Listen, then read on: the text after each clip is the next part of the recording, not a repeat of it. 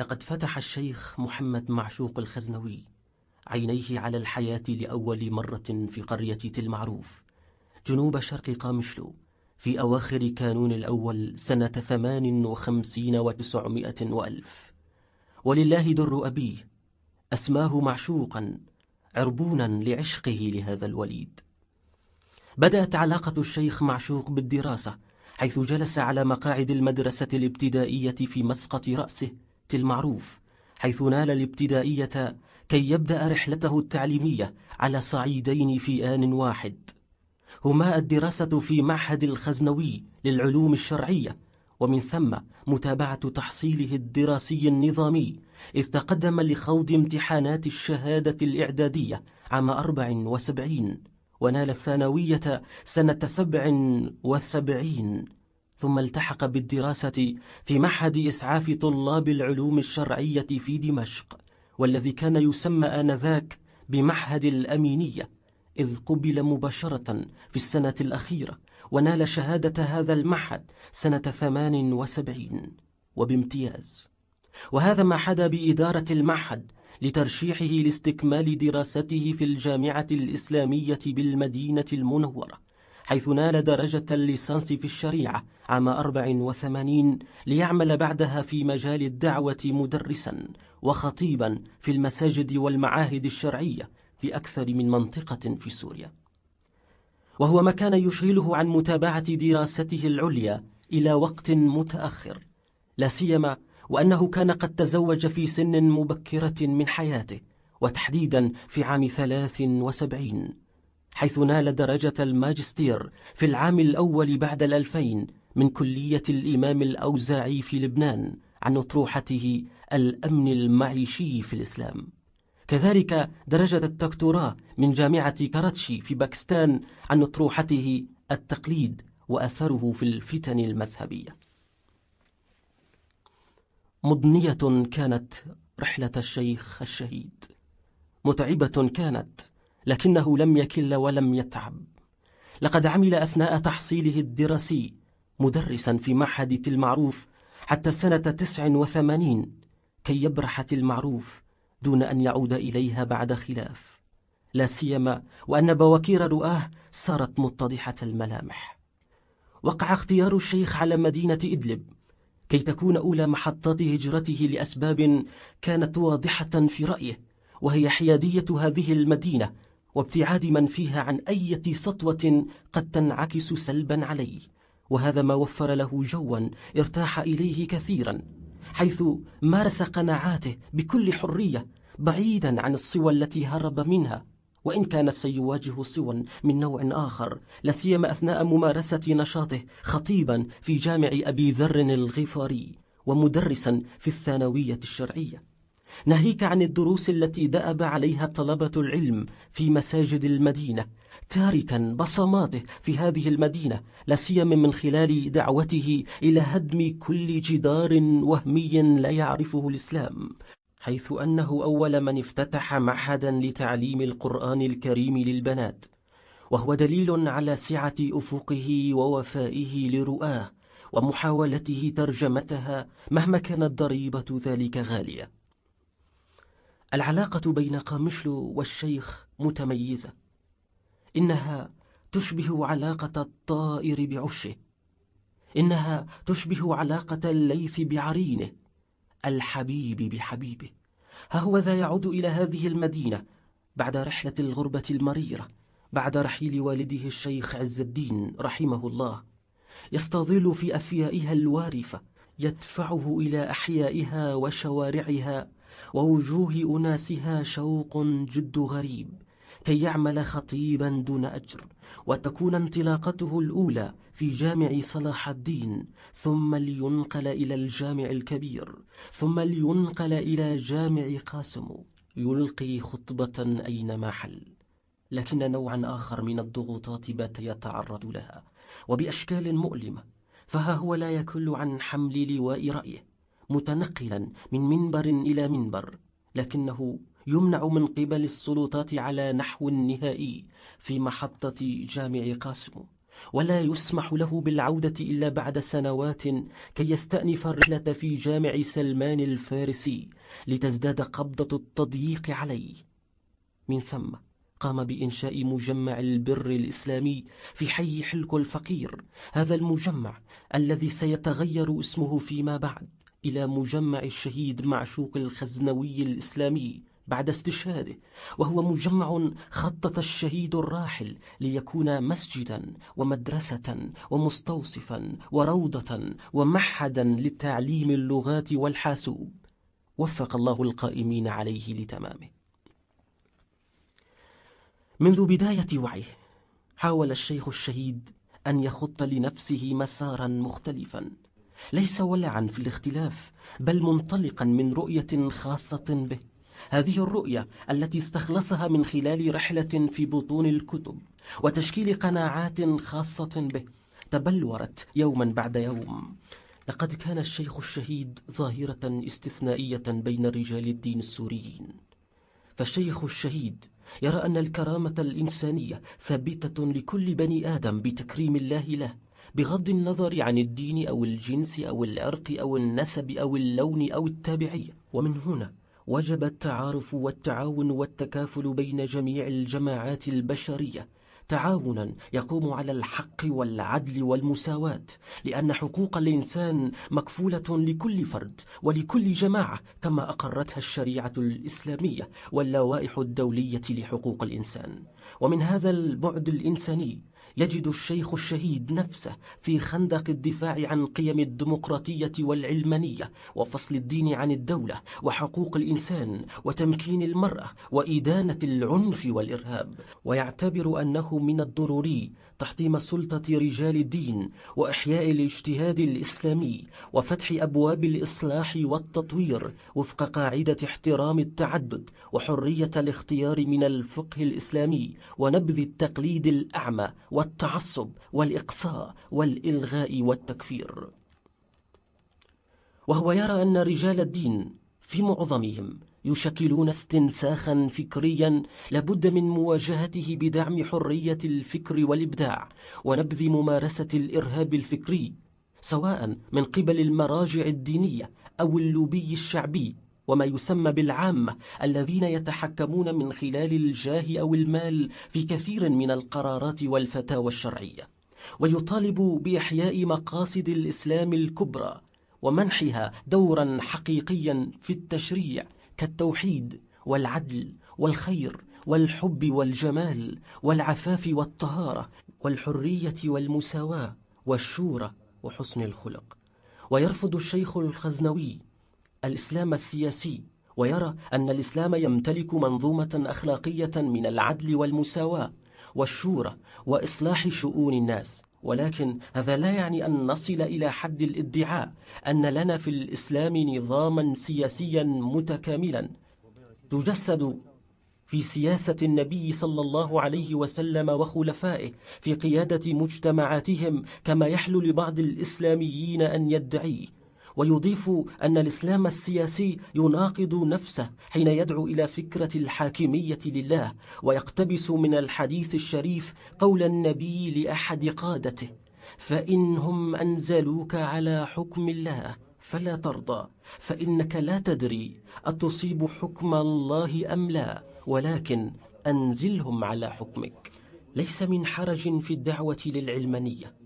ويستنتج الشيخ الشهيد أن المسلمين ليس عليهم فقط ألا يتحرجوا من العيش مع أي نظام علماني ديمقراطي يؤمن بفصل الدين عن الدولة، بل عليهم أن يدعوا هم إليه، لأن الإسلام دين الله، وهو أسمى من أن يكون مطية لطاغية أو شماعة لجرائمه كما حصل خلال التاريخ. وإننا اليوم بحاجة ماسة إلى أن نضع الحكام أمام مسؤوليتهم وننأى بالدين عن تصرفاتهم لتتمكن الشعوب من محاسبتهم ومحاكمتهم. فقد ولى عهد الأباطرة الذين كانوا يخدعون شعوبهم بأنهم يحكمون باسم الله. ويدافع الخزنوي عن الأفكار الليبرالية في الرأي والرأي الآخر والتعددية وحق الاختلاف وحرية الرأي وحرية الكلمة وحق التعبير وإعذار المخالف، التي يعتبرها البعض مصطلحات غريبة وغربية، ولكنه يؤكد أن المنجز الديمقراطي اليوم مؤسس عبر تاريخ الثقافة الإسلامية، بل إن كثيرا من مصطلحاته ورموزه كانت محل استعمال في الأداء العربي اللغوي. ويضيف أن الرؤية الإسلامية للديمقراطية تعرضت للاغتيال على يد الفقهاء والسلاطين، وانتقل الموقف السياسي من الاجتهاد إلى مزيد من القمع والقهر، ورسمت الأحكام القاسية الرهيبة تحت اسم مكافحة الزندقة، وتضمنت هذه الأحكام السجن والصلب والسحل والقتل. ويتبنى الخزنوي موقفا متقدما من مسألة تمكين المرأة، وهو يلوم المفكرين وعلماء الدين بالتراجع عن فكرة حركة النهضة والتنوير التي تبناها العلماء المتنورون في القرن الماضي. أما هو فيرى في المرأة شقيقة الرجل، بمعنى أنها تتمتع بكل المزايا والصلاحيات، لا فارق بينها وبين الرجال إلا ما جاء نص صحيح ثابت من الكتاب والسنة قطعي الدلالة بخلاف ذلك، أي بتمييز أحد الجنسين على الآخر لعلل محددة تتغير فيتغير الحكم بتغيرها، وذلك فقط في حدود ما أمر به النص الشرعي من غير أقيسة فاسدة أو خيالات مريضة شاطحة أو إسقاطات نفسية متشنجة. ويدين الشيخ الشهيد مطلقا فكرة الإرهاب المتمثلة في التعدي على الحياة الإنسانية بصورة باغية متجاوزة أحكام الله، تروع الآمنين وتعتدي على المدنيين المسالمين، تجهز على الجرحى وتقتل الأسرى. ونشجب هذه الممارسات ونرى أن وسائل مقاومة الظلم وإقرار العدل لابد من أن تكون مشروعة، فالخطأ لا يعالج بالخطأ، وندعو الأمة للأخذ بأسباب القوة لبناء الذات والمحافظة على الحقوق، ونعي أن التطرف تسبب عبر التاريخ في تدمير بنى شامخة في مدنيات وحضارات كبرى. إن الإسلام معدن ثمين كما عبر عنه الشيخ الشهيد، ولكن ما حدث هو أنه عبر رحلة 14 قرنا تراكمت عليه الكثير من الأدران والدنايا التي تعيش عليها طفيليات كثيرة، وإذا ما أردت أن تزيل هذه الطفيليات عن المعدن الثمين هبت في وجهك لئلا يعود الإسلام إلى المسار الصحيح. لقد كان الشيخ مشروعا إسلاميا كرديا للعالم.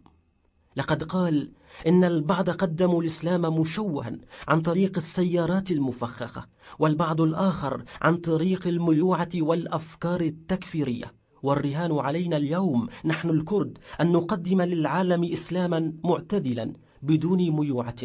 ولا سيارات مفخخة ولا أفكار تكفيرية. ولأجل ذلك كان يقول ما من أمة إلا وأدخلت الإسلام عبر فلترها الخاص، ولذلك يجب أن يكون هناك إسلام خاص بالكرد يصون ويحافظ على تقاليدهم بما لا يتعارض وجوهر الدين الإسلامي الحنيف.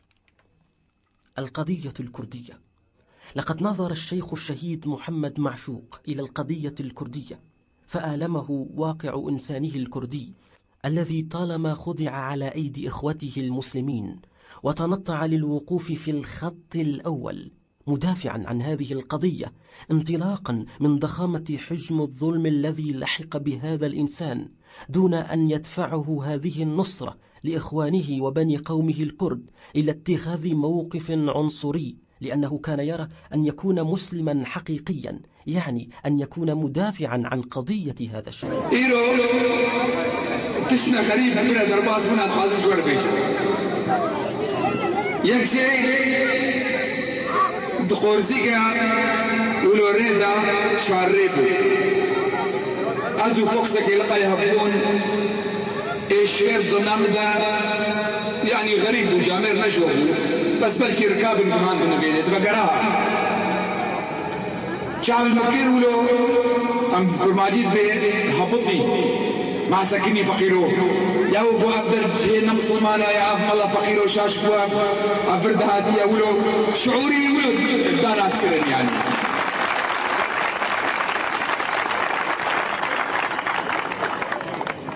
ياد هو أزدمشي ملقاي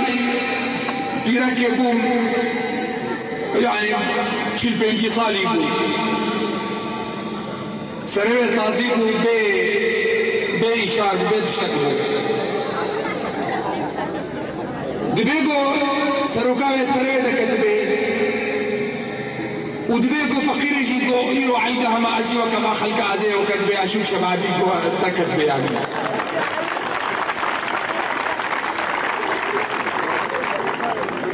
شعب المكير وقتها قو أزبر يشور تسيخو عبيت الجلك إنزام شلوات أبو مرشبوز شاد أبو تشتيقو بتسكت عبيت السرسريخو أزبرت حقيقة ولو إيشام وقتها قو زهات منها بريدة بيركا كيتيسا شعب المكير مش خورتارا قوت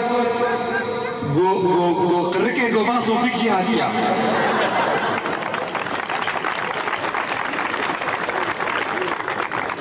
يعني دمك شقا أم الله وشيخ وصوفي شقا أم خدي سوجن شقا سوجن مقرانا قو على قامة بملاتي مرة قوة غريب يعني وحدك بأسلام الحلام التي قبل سكنن غريب تناس كلن أو سلام دميني شاش توا شيخ ريال بركتيا أفا خراب في نقاقو سنوية تازي أجر الحلاوة سكني بانا برينها زاني بصاحبونا ويصاحبونا منا مرنا ويمرنا منا وبري سهسالي اسمعنا من سنوية بانا ولكن بقية فين كرقو شيخ ملا ناني خد داخل كده صاحبونا ويشيرا يا وقتيز بمرم المنابر سي يابو تسمع لا تجي شيخ شرا او يظن كرقو تسمع لا شيخة وقتيقو الشيخ المنابر سي تسمع لا يبرشينا ورغم هذا كان يأبى العمل السياسي المنظم مختصرا دوره في نزع الألغام الإسلامية التي كانت تزرع في وجوه الكرد والمطالبة بحقوقهم في كافة الميادين، مؤكدا أن لا بديل عن الحركة السياسية الكردية فلكل دوره في خدمة القضية الكردية. سئل الشيخ الشهيد ذات مرة: أنك تقترب من حزب ما؟ فقال: إن تحرير الشعوب يبدأ بالعمل، وأنا أعمل، ومن يعمل أيا كان سيجدني بجانبه وفي الميدان. وقال مرة: أنا متطرف في حب قضيتي، وكل من يعمل بهذا النفس سيجدني إلى جانبه. أجل، لم يكن عضوا في حزب كردي، لكنه كان يحفز كل كردي أن يعمل قارعا كل النوم للاستيقاظ من سباتهم العميق. حقا لم يقصر الشيخ في الذود عن الإنسان الكردي من خلال منبر جامعه في البداية، ومن خلال منابر أوسع عندما سنحت له الظروف، فرأى نفسه أنه أقرب إلى أكراد حلبشة من مسلمي البوسنة والهرسك، لذلك فإن استغاثته من أجلهم هي أولى، وهو ما فعله في كل مؤتمر حضره. لقد حضر مؤتمر الشباب العالمي في الرياض وتحدث عن الكرد ومجزرة حلبشة، فسمي أحد شوارع الرياض باسم حلبشة، قائلا آنذاك: إن أحفاد صلاح الدين لا يستحقون كل هذا من المسلمين، وتحدث مطولا. عندها نهض ممثل البرابرة في الصحراء المغربية قائلا: مشكلة شعبي مثل مشكلة الشيخ. فمد الشيخ الشهيد يده إليه مصافحا ومعانقا بحضور السيد عبد الرحمن سوار الذهب رئيس السودان الأسبق، والفلسطيني خالد مشعل، ومفتي لبنان، والدكتور عبد المجيد الزنداني. الثقافة والتراث الكردي. لقد أولع الشيخ الشهيد بالثقافة والتراث الكرديين.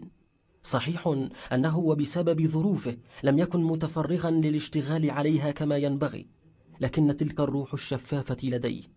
كانت تتوقه إلى حب الجمال، فكان خير متذوق له. لقد أحب الرقصات الكردية الشعبية، ولعل مثل هذا الحب خصيصة امتازت بها أسرته الخزنوية كما قد لا يعرفها الكثيرون. لقد شغف الشيخ نفسه بالرقص، ووجده المقربون منه أكثر من مرة وهو ينخرط في حلبة الرقص الكردية.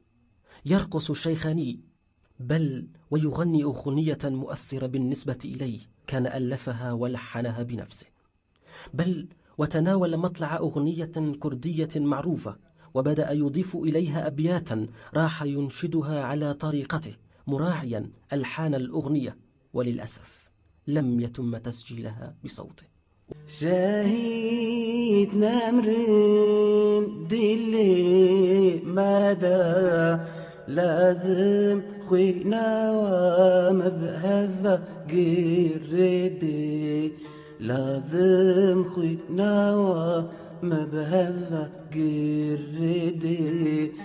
جبو حقي جياني قربانتكن جبو حقي جياني قربانتكن حتى كاس مظلوم نميني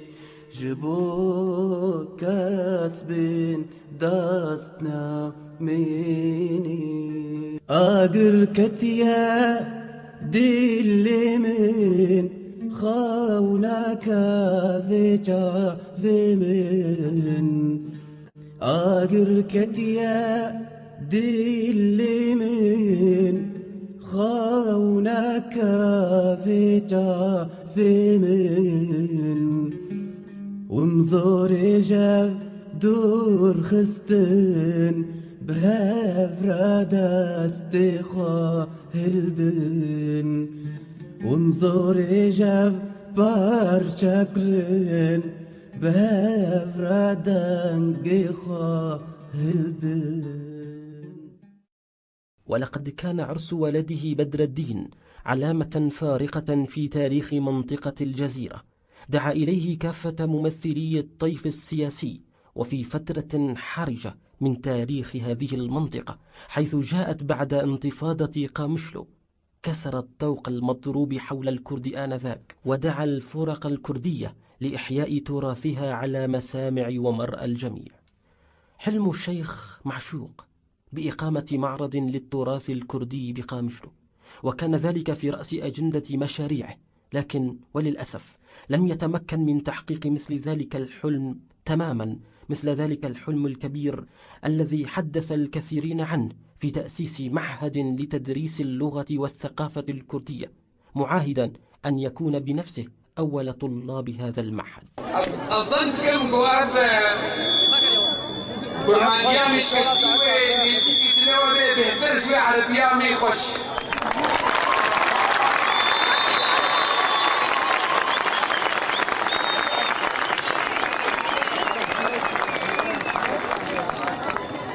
واگر شکستنت كرمانيا مذهبي نسوجي ملا اگر مدرسه مهبانا معلمات باسمانه ما يديك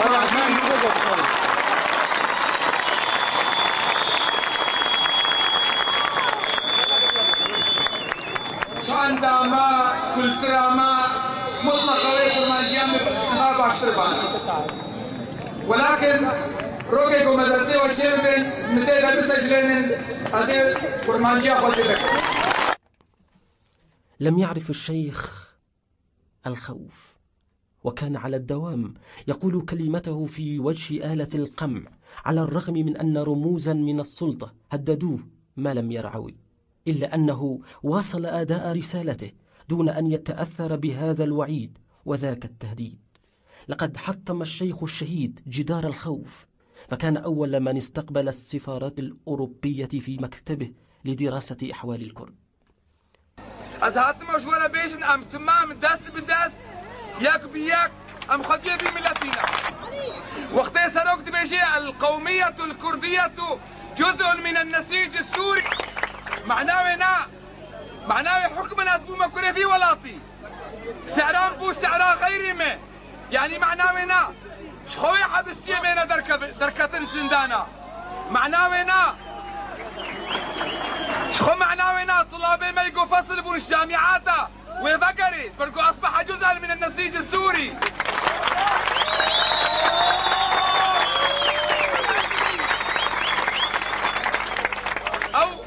أو سيس نفوسي وانين شخوين نفوسي والوا بقريش برقو اصبح جزءا من النسيج السوري.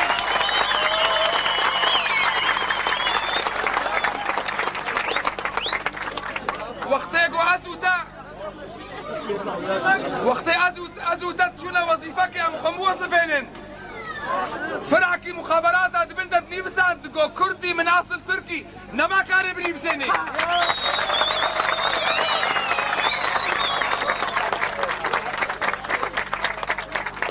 وقتيكو ازودا وظيفك دبون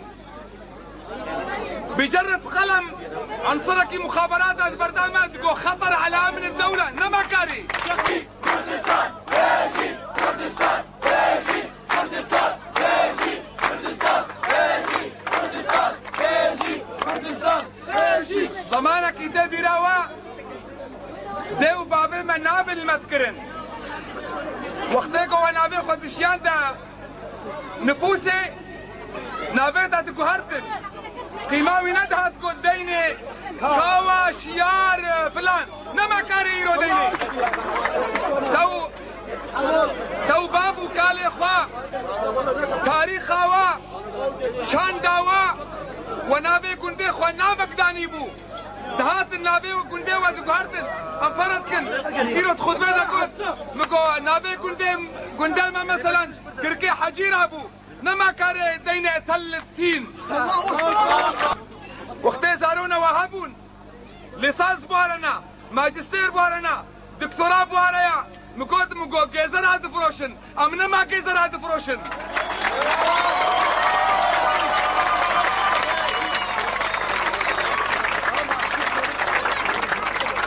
وقتي وعز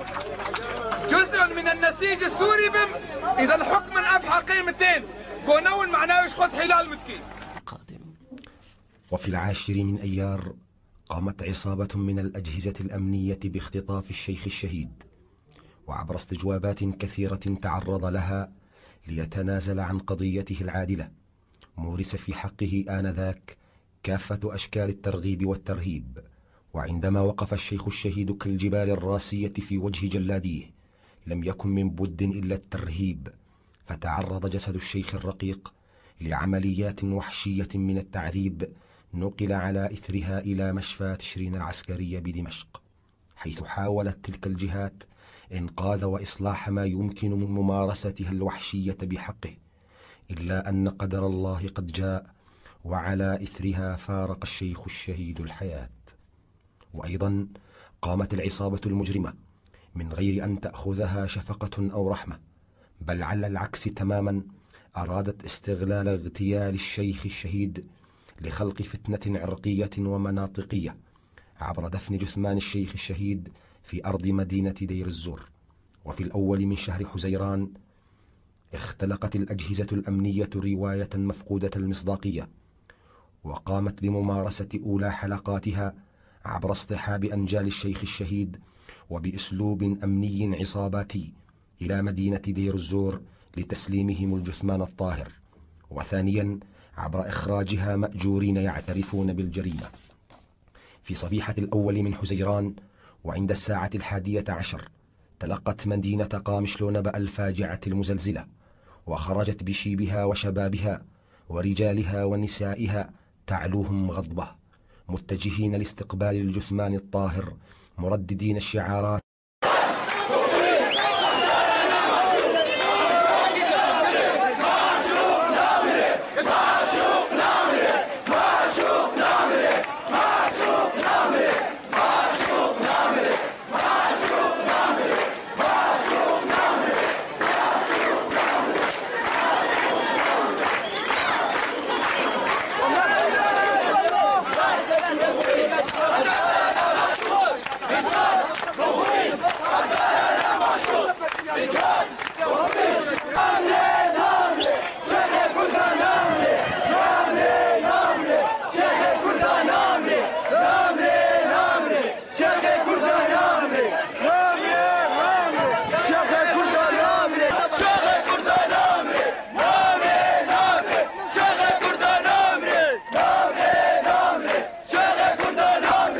قامت الجماهير الكردية بتوديع الشيخ الشهيد، حيث قامت بلفه بالعلم الكردي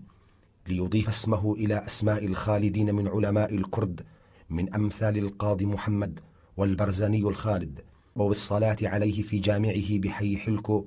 ثم دفنه في مقبرة قدوربك بجانب إخوته شهداء انتفاضة 12 من آذار. لقد رحل الشيخ الشهيد دفاعا عن مظلومية شعبه، تاركا بصمات واضحة في تاريخ الكرد، شهيدا لها،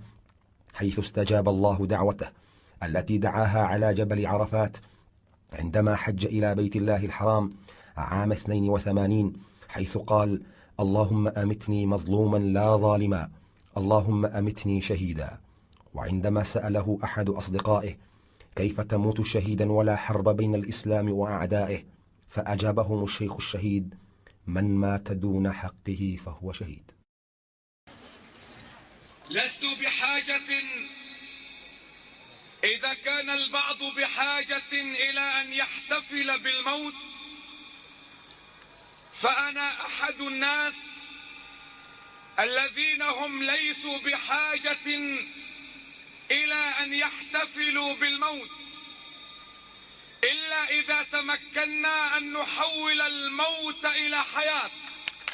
من الذي نومكم؟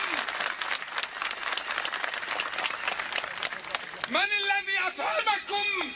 أن الحياة لا توهب إلا للموتى أمثالي وأمثالكم؟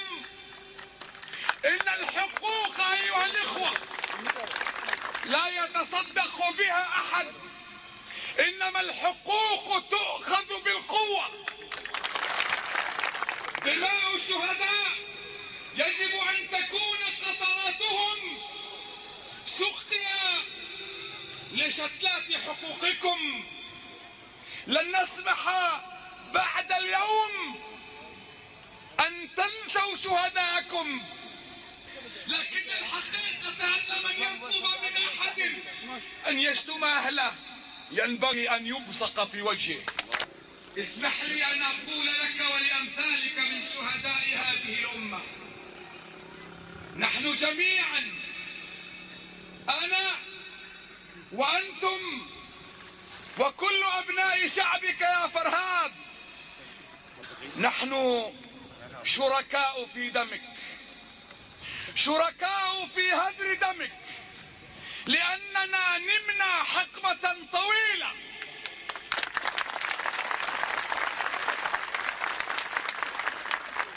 كلنا شركاء في دمك، كلنا أسلمناك، كلنا خذلناك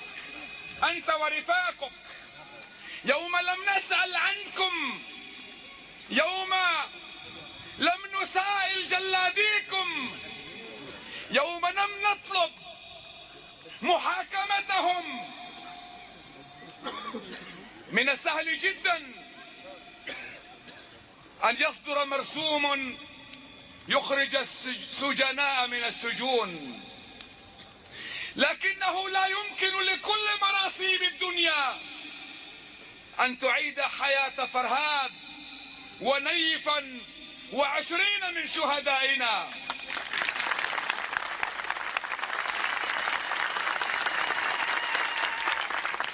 فقط مرسومكم أنتم إذا عزمتم على الحياة وحاولتم أن تقفوا على أرض صلبة لتطالبوا بحقوقكم كبشر. أنا أعلم أن نصر الله قريب، ولكن نتمنى جميعا أن لا نموت قبل أن يقف أضعف رجل منا على قبرك ليقول: ها نحن أحيينا شهداءنا وحيينا بهم،